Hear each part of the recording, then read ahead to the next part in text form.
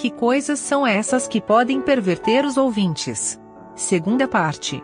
Segunda carta a Timóteo, capítulo 2. Comentário de Mário Persona.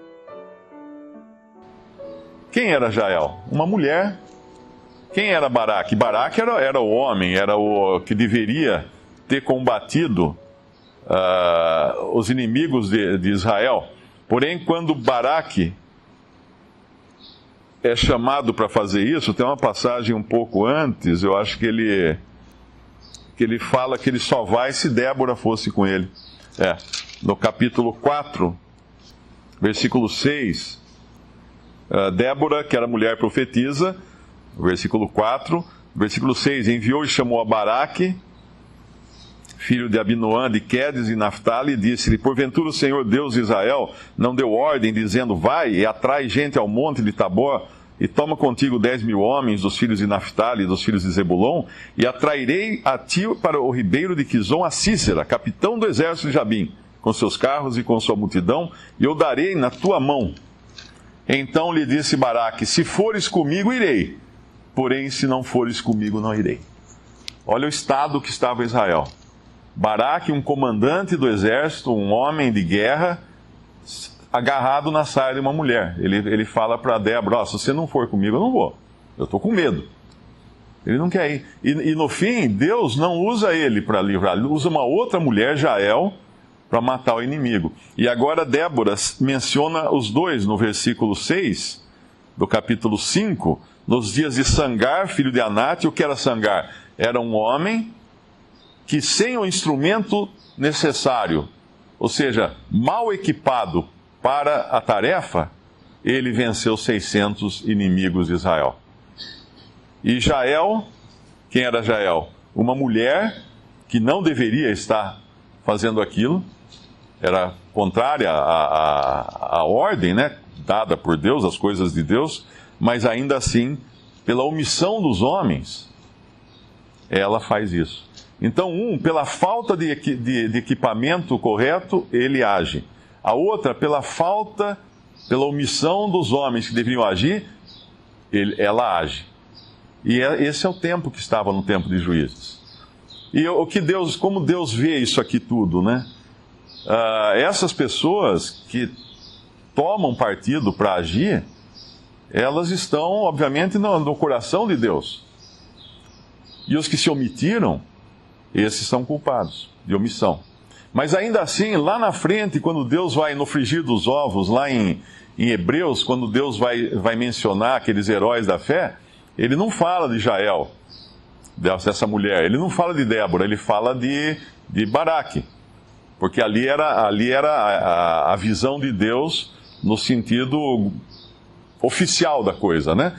É como quando nós falamos que o general fulano venceu as tropas inimigas. Talvez o general não tenha saído nem do escritório dele.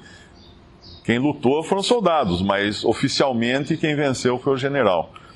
E aqui era uma situação assim.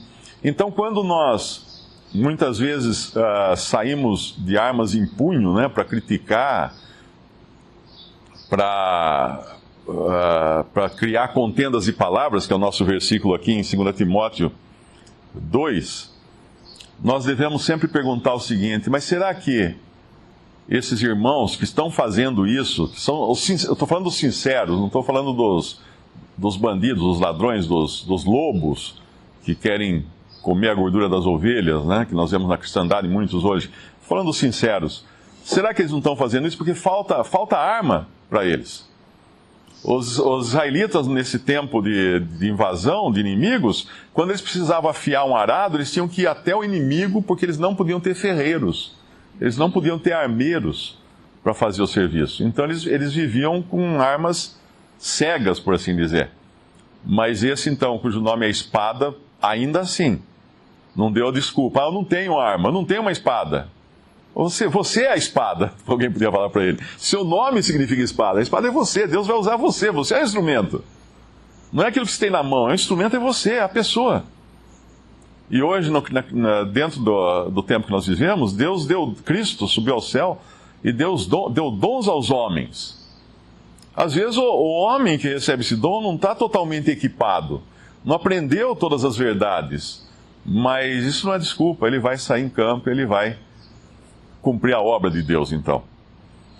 E aí, às vezes, nós caímos, como eu falei, que eu caio muito nesse erro, de ficar discutindo, e às vezes com um irmão que é solícito na obra de Deus, que não se omite, que está realmente interessado, e eu vou lá brigar com ele, discutir detalhes, né, minúcias da doutrina, e às vezes até desanimando a esse irmão. E eu me lembro uma vez, uma conhecida, ela adotou, acho que 5 crianças, uma coisa assim. Ela tem 2 filhos biológicos, tem mais 5 adotivos. E ela contou, né, que um dia ela estava na rodoviária sentada, e tinha uma senhora do lado dela sentada, assim, com roupa de crente, né, aquela pessoa que você olha assim e fala, essa aí deve ser crente, né, aquele vestido, aquele cabelo, aquela coisa. E aí começaram a conversar, ela falou assim, eu tenho 7 filhos, eu tenho 2 que são, estavam falando de família, de filhos, né? Tenho 2 que são biológicos e tenho 5 que eu adotei. Aí na mesma hora, a outra, a senhora que se dizia crente, falou assim, mas você não vai ser salva pelas obras. Ela falou, mas quem está falando em ser salvo aqui? Eu estou só falando que eu tenho filhos, não estou falando em ser salvo. Então é aquela crítica fora de lugar, né, que nada traz, nada edifica. E muitas vezes nós caímos nessas contendas de palavras, numa época quando as pessoas não estão andando nas estradas porque são perigosas os caminhos e não estão encontrando abrigo nas cidades ou nas aldeias, como estava Israel naquela época. E eu devo sempre prestar atenção, estou eu sendo tão solícito assim? Eu estou dando a desculpa que eu não tenho a espada? Estou me omitindo, né? Vou eu ser culpado de omissão porque o outro está fazendo a obra? Não. Eu tenho que sempre responder diante do Senhor essas coisas. O versículo seguinte, o 15, esse sim é a responsabilidade agora daquele que conhece. Procura apresentar-te a Deus aprovado, como obreiro, que não tem de que se envergonhar, que maneja bem a palavra da verdade. Essa é a responsabilidade de cada um individualmente para com o seu Senhor. Eu não posso dar desculpa que eu não sei manejar. Eu tenho que buscar aprender a manejar. E às vezes se eu encontro outro que não está manejando bem, eu posso até ajudá-lo a isso. Mas não no espírito da crítica, né, dos que criam contendas de palavras, o versículo 14, mas no espírito de Débora. Qual era o espírito de Débora? Se nós voltarmos lá um pouquinho só em Juízes, capítulo 5, versículo 7... Cessaram as aldeias em Israel, cessaram até que eu, Débora, me levantei por juíza em Israel? Não, ela não fala isso. Ela não declara a si própria uma juíza. Me levantei por mãe em Israel. Por mãe. Esse era o espírito de Débora. Não era como Saul, que queria governar sobre o povo, ou como os reis, que nós vemos vários deles, tomar as filhas do povo para si. Não, essa é uma mulher que ela se levanta para julgar Israel, porque os homens se omitiam, mas ela se levanta em que espírito? De uma mãe que tem cuidado, que tem amor, que zela por seus filhos. Esse é o espírito que nós devemos ter, de mãe. O manejar bem a palavra da verdade não é como manejar a espada do discípulo do Senhor Jesus manejou na orelha do soldado, né? Foi Pedro, né? Pedro. Ele manejou a espada, mas não era daquele jeito que era para manejar a espada. Ele arrancou a orelha. Aquilo que servia como... que servia para audição, ele destruiu. Nós lembramos a passagem, né, lá nos Evangelhos, quando ele, sacando da espada, corta a orelha do servo dos sacerdotes ali, da guarda. E o que ele estava fazendo? Ele estava destruindo aquilo que é a audição, e a fé vem pelo ouvir. Quer dizer, quando nós usamos da palavra de Deus, a espada da palavra, de maneira errada, nós simplesmente destruímos a capacidade do outro de escutar a palavra. E aqui são essas contendas de palavras que vão servir para a perversão dos ouvintes, para arrancar a orelha dos ouvintes. Nós vamos usar do conhecimento que nós temos não como mãe, mas como alguém que corta orelhas. E em seguida, no versículo 16, vem os falatórios profanos. Agora vem a má doutrina, né, que é a palavra de Himeneu e Fileto. E nesse caso, nós vemos que eles eram pessoas, não que estavam sinceramente enganadas, vamos dizer assim, né, que caíram num erro e foram exortadas, e se corrigiram, não. Eles eram pessoas determinadas a corroer a alma, né, corroer o entendimento dos seus irmãos. Porque na primeira epístola, esse Himeneu já é citado na primeira epístola. Ele já tinha sido, Paulo fala que entregou ele a Satanás, eu acho. Tem um versículo,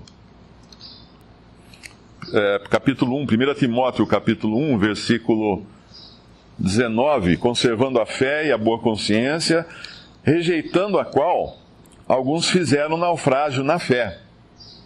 E entre esses foram Himeneu e Alexandre, os quais entreguei a Satanás, para que aprendam a não blasfemar. Então eles já estavam blasfemando antes.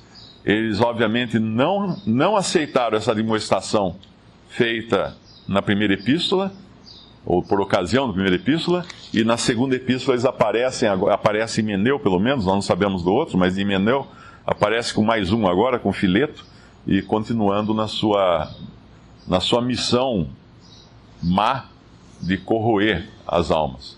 Obviamente não é no espírito de mãe que eles faziam isso, né? Tem um versículo em Hebreus, eu acho, que é nos caminhos direito para os pés. Será que é o que fala de joelhos?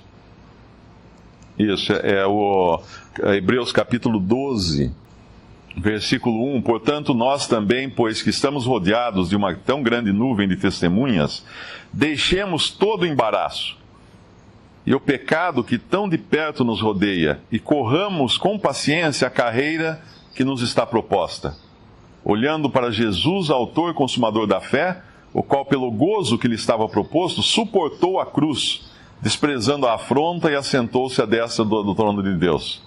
E aí no versículo 12, portanto, tornai a levantar as mãos cansadas e os joelhos desconjuntados, e fazei veredas direitas para os vossos pés, para que o que manqueja se não desvie inteiramente, antes seja sarado. Segui a paz com todos e a santificação, sem a qual ninguém verá o Senhor. E tendo cuidado de que ninguém se prive da graça de Deus, e de que nenhuma raiz de amargura brotando vos perturbe, e por ela muitos se contaminem. Tudo isso tem a ver com tudo isso que está também no capítulo 2. Nós vemos Paulo sendo um exemplo ali, e seguindo o exemplo de Cristo, que não vacilou, mas continuou firme, né?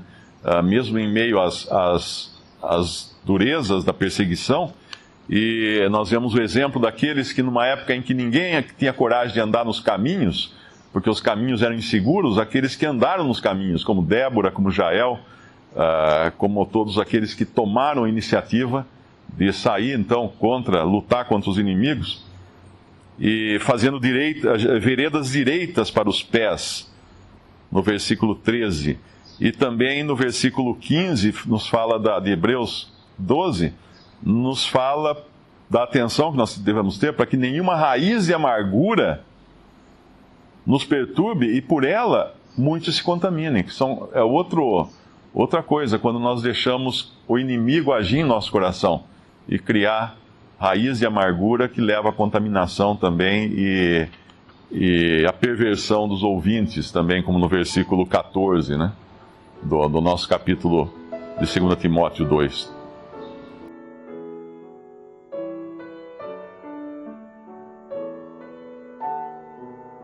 Visite Respondi.com.br. Visite também 3minutos.net.